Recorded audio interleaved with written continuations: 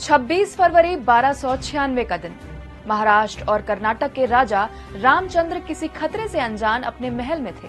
उनका बेटा सिंघन सेना के साथ राजधानी देवगिरी यानी आज के दौलताबाद से बाहर गया हुआ था। उसी समय दिल्ली से मालवा गुजरात होते हुए अलाउद्दीन खिलजी 8000 घुड़सवार सैनिकों के साथ देवगिरी को लूटने पहुंचा। खिलजी के जोरदार हमले के बीच सिंघन वापस आया, लेकिन खिलजी ने अफवाह फैलाई कि दिल्ली से 20,000 घुड़सवार सैनिक और आ रहे हैं। सिंघन की सेना ने मैदान छोड़ दिया। ऐसा पहली बार था जब किसी मुस्लिम हमलावर ने दक्कन पर जीत हासिल की थी।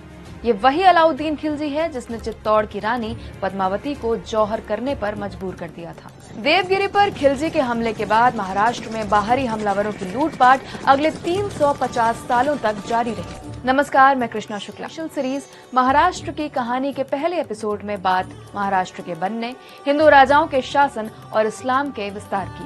प्राचीन काल का महाराष्ट्र। उत्तर में आर्यों और दक्षिण में द्रविड़ों के बीच का इलाका है महाराष्ट्र।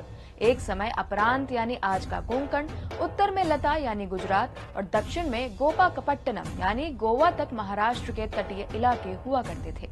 ये राज्य दो नदियों कृष्णा और गोदावरी के तट पर बसा है। माना जाता है कि गोदावरी के किनारे ऋषि गौतम और उनकी पत्नी अहिल्या रहते थे, जिनको भगवान राम ने शाप मुक्त कर पत्थर से इंसान बनाया था। वहीं कृष्णा नदी की कहानी भगवान कृष्ण से जुड़ी है, जो आज सोलापुर के पंढरपुर में भगवान विट्ठल के रूप में विराजमान है। मान्यता ये भी है कि रावण ने सीता का अपहरण पंचवटी से किया था, जो आज के महाराष्ट्र के नासिक जिले में है। परशुराम एक पुजारी थे, जिनके शिष्य चित्पावन ब्राह्मण हुए। यही आगे चलकर मराठों के पेशवा बने। महाराष्ट्र का पहला ऐतिहासिक साक्ष्य रत्नागिरी इलाके में मिलता है। महाराष्ट्र को कैसे मिला इसका नाम? सातवाहन महाराष्ट्र का पहला राजवंश माना जाता है।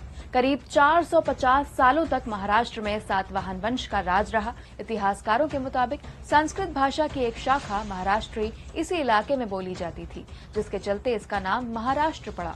महाराष्ट्र से ही मराठी भी निकली है। सातवाहनों के बाद महाराष्ट्र में वाकाटक वंश का शासन रहा। इस दौरान महाराष्ट्र की फेमस अजंता अलोरा केव्स को भी बनाया गया।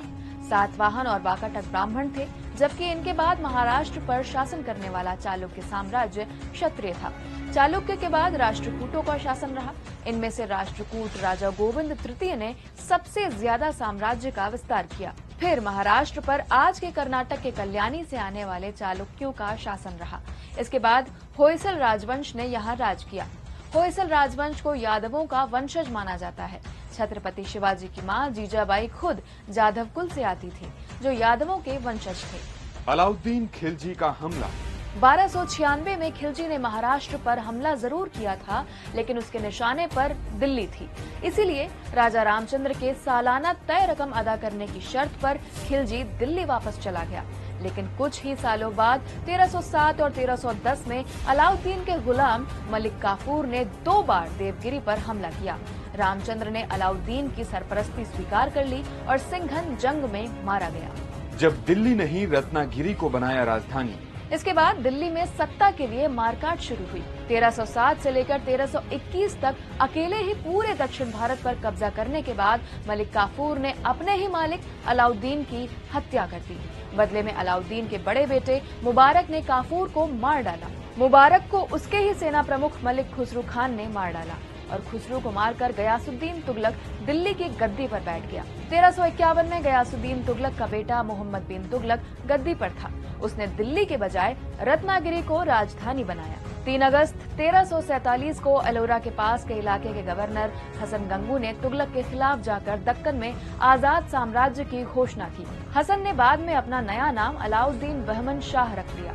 यही वजह है कि उसके साम्राज्य को बहमनी साम्राज्य कहते हैं। बहमनी साम्राज्य ने करीब 200 साल तक शासन किया। 1518 ईस्वी में बहमनी साम्राज्य के पतन के बाद दक्कन में 5 छोटे साम्राज्य बने। अहमदनगर में अहमद शाही, बीजापुर में आदिल शाही, गोलकुंडा में कुतुब शाही, बीदर की बरीद शाही और बरार की इमाद शाही। पूरे भारत पर मुगल साम्राज्य का दबदबा। 15वीं सदी खत्म होते होते दिल्ली में मुगल बादशाह बाबर का शासन आ चुका था। इधर दक्कन की सल्तनतें आपस में लड़ रही थी।